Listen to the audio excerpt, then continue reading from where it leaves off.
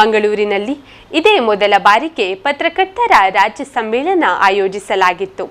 ಕರ್ನಾಟಕ ಕಾರ್ಯನಿರತ ಪತ್ರಕರ್ತರ ಸಂಘದ ಆಶ್ರಯದಲ್ಲಿ ದಕ್ಷಿಣ ಕನ್ನಡ ಜಿಲ್ಲಾ ಕಾರ್ಯನಿರತ ಪತ್ರಕರ್ತರ ಸಂಘದ ಆತಿಥ್ಯದಲ್ಲಿ ನಡೆದ ಈ ಸಮ್ಮೇಳನದಲ್ಲಿ ದಾಖಲೆಯ ಸಂಖ್ಯೆಯಲ್ಲಿ ಪತ್ರಕರ್ತರು ಭಾಗವಹಿಸಿದ್ದರು.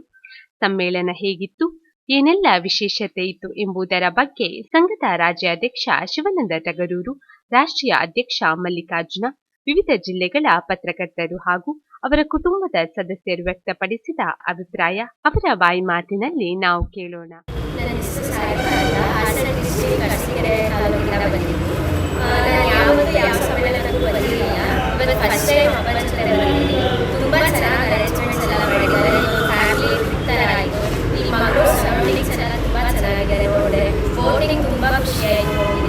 ಮಕ್ಕಳಿಗೆಲ್ಲ ತುಂಬ ಎಂಜಾಯ್ಮೆಂಟ್ ಸಿಗ್ತಾ ಇದೆ. ಮತ್ತು ಇಲ್ಲಿ ಬಂದಮೇಲೆ ಇನ್ನೊಂದ್ಸರಿ ಅನಿಸ್ತದೆ. ತುಂಬ ಚೆನ್ನಾಗಿ ಪ್ರೋಗ್ರಾಮ್ ಎಲ್ಲ ಮಾಡೋದು, ತುಂಬ ಚೆನ್ನಾಗಿ ಎಂಜಾಯ್ ಮಾಡಿ. ನಾವು ಹಾಸನ ಜಿಲ್ಲಾ ಅರಸೀಕೆರೆ ತಾಲೂಕು ಪತ್ರಕರ್ತರ ಸಂಘದಿಂದ ಬಂದಿರೋದು. ಇಲ್ಲಿ ನಾವು ಸುಮಾರು ಸಮ್ಮೇಳನಗಳು ನೋಡಿ ಸಮಾವೇಶಕ್ಕೆಲ್ಲ ಹೋಗಿದ್ವಿ. ಇದು 35ನೇ ಸಮ್ಮೇಳನ. ಆದರೆ ಇಲ್ಲಿ ನನಗೆ ಒಂದೇ ಒಂದು ತುಂಬ ಖುಷಿ ಪಟ್ಟದಂದರೆ ಈ ಮಂಗಳೂರಿನ ಡಿಸಿಪ್ಲಿನ್ ಇದೆಯಲ್ಲ, ಅದನ್ನಂತೂ ಹೇಳಕ್ಕೆ ತೀರ್ದು. ಆ ಥರ ಬಾಕಿ ಸಮಾವೇಶಗಳು ಆ ಥರ ಮಾಡಬೇಕು ಅಂತ ಅನಿಸುತ್ತೆ. ತುಂಬ ಖುಷಿಯಾದ ಸಮ್ಮೇಳನ.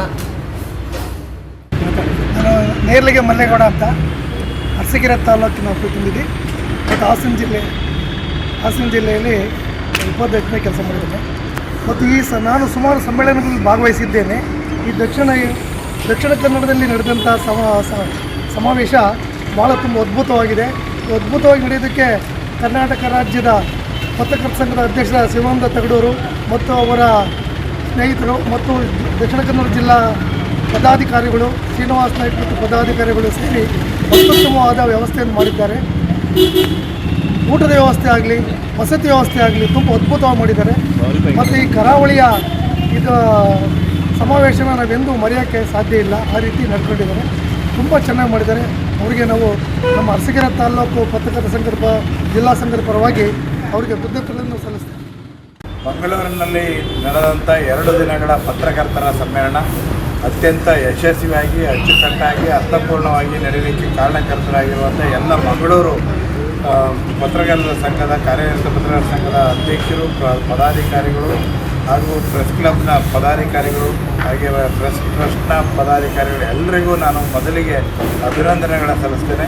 ಮಂಗಳೂರಂಥ ಕಡಲ ತೀರದಲ್ಲಿ ಇಂಥ ಒಂದು ಸಮ್ಮೇಳನವನ್ನು ಇಷ್ಟು ಚೆನ್ನಾಗಿ ಅಚ್ಚುಕಟ್ಟಾಗಿ ಮಾಡ್ತಾರೆ ಅಂತೇಳಿ ಯಾರೂ ನಿರೀಕ್ಷೆಯನ್ನು ಮಾಡಿರಲಿಲ್ಲ. ಅಂದರೆ ಇಲ್ಲಿಯ ಸೊಗಡಿನಲ್ಲಿ ಈ ಸಮ್ಮೇಳನ ನಡೆದಿದೆ.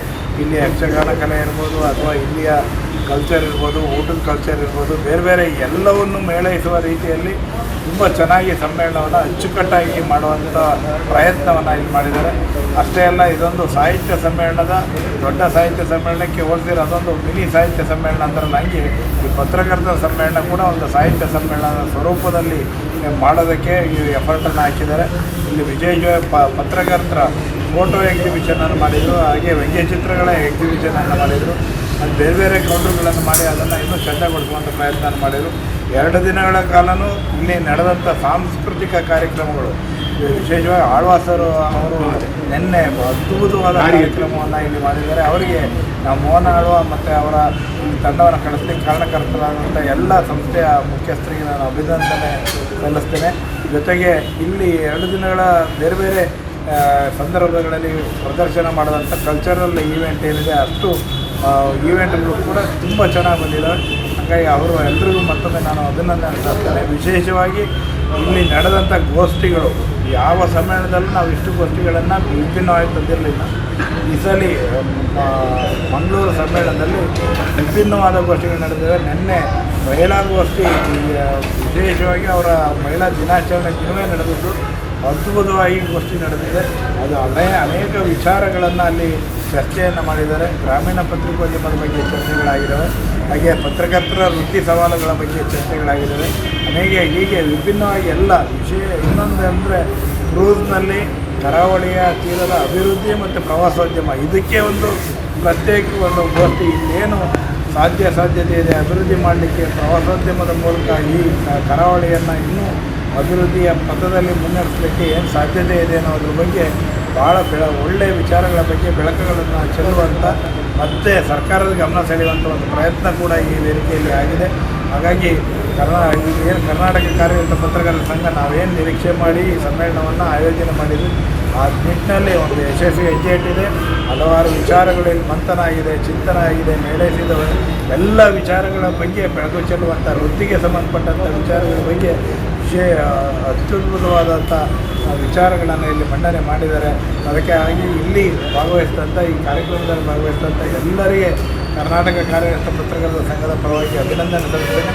ಅಷ್ಟೇ ಅಲ್ಲ, ಇಲ್ಲಿಯ ಪತ್ರಕರ್ತರ ನಮ್ಮ ರಾಜ್ಯ ಸಮ್ಮೇಳನದಲ್ಲಿ ಸಾಧಕರನ್ನು ಜೀವಮಾನದ ಪೂರ್ತಿ ಪತ್ರಕರ್ತರಾಗಿ ಸೇವೆ ಸಲ್ಲಿಸಿದಂಥ ಅನೇಕ ಸಾಧಕ ಜೀವಿಗಳನ್ನು ನಾವು ಸನ್ಮಾನ ಮಾಡಿದ್ದೇವೆ. ಅಷ್ಟೇ ಅಲ್ಲ, ಪ್ರತಿಭಾನ್ವಿತ ಪತ್ರಕರ್ತರನ್ನು ಅವರಿಗೆ ಪ್ರಶಸ್ತಿ ಕೂಡ ಮಾಡುವ ಮೂಲಕ ಸನ್ಮಾನ ಮಾಡಿದ್ದೇವೆ. ಇದಕ್ಕೆಲ್ಲ ಅತಿಥಿ ಗಣ್ಯರು ಸೇರಿ ಇಲ್ಲಿ ಬಂದು ಹೋಗಿದ್ದಾರೆ. ಈ ಎಲ್ಲ ಸ್ನೇಹಿತರುಗಳು ಸೇರಿ ಮಂಗಳೂರಿನ ನಮ್ಮ ಪತ್ರಕರ್ತರ ಸಂಘದ ಅಧ್ಯಕ್ಷ ಶ್ರೀನಿವಾಸ್ ನಾಯಕ ನೇತೃತ್ವದಲ್ಲಿ ಈ ಅವಿರತವಾಗಿ ದುಡಿದಂಥ ಇದು ಸಮ್ಮೇಳನ ಯಶಸ್ವಿ ಆಗಲಿಕ್ಕೆ ಕಾರಣಕರ್ತರಾದಂಥ ಎಲ್ರಿಗೂ, ಜೊತೆಗೆ ಈ ಸಮ್ಮೇಳನ ಆಗಬೇಕು ಅಂತೇಳಿ ಸಹಕಾರ ನೀಡಿದಂಥ ನಮ್ಮ ಶಾಸಕರಾದಂಥ ಯಾರು ನಮ್ಮ ವೇದವಾಸ್ ಕಾಮತ್ರಿಂದ ಹಿಡಿದು ನಳಿನ್ ಕುಮಾರ್ ಕಟೀಲ್ ಅವರವರಿಗೆ, ಕೋಟಾ ಶ್ರೀನಿವಾಸ್ ಪೂಜಾರಿ ಅವರು, ಹಾಗೆ ಎಲ್ಲ MLAಗಳು, ಹರೀಶ್ ಪೂಜಾ, ನಮ್ಮ ಇದ್ರದ್ದು ಪತ್ರಕರ್ತರ ಲಾಂಛನ ಬಿಡುಗಡೆಗೆ ಬಂದಂಥವರು, ವಿಷಯ ನಮ್ಮ ಧರ್ಮಸ್ಥಳ ಧರ್ಮಾಧಿಕಾರಿಗಳಾದಂಥ ವೀರೇಂದ್ರ ಹೆಗಡೆ ಅವರ ಆಶೀರ್ವಾದದೊಂದಿಗೆ ನಮ್ಮ ನಿರೀಕ್ಷೆಗಿನ್ನ ದಾಟಿ ಈ ಸಮ್ಮೇಳನ ಯಶಸ್ವಿಯಾಗಿ ಅರ್ಥಪೂರ್ಣವಾಗಿದೆ. ಹಾಗಾಗಿ ಮತ್ತೊಮ್ಮೆ ಇಡೀ ನಾಡಿನ ಪತ್ರಕರ್ತರ ಪರವಾಗಿ ನಾನು ಎಲ್ಲರಿಗೂ ಅಭಿನಂದನೆಗಳನ್ನು ಸಲ್ಲಿಸ ಬಯಸ್ತೇನೆ.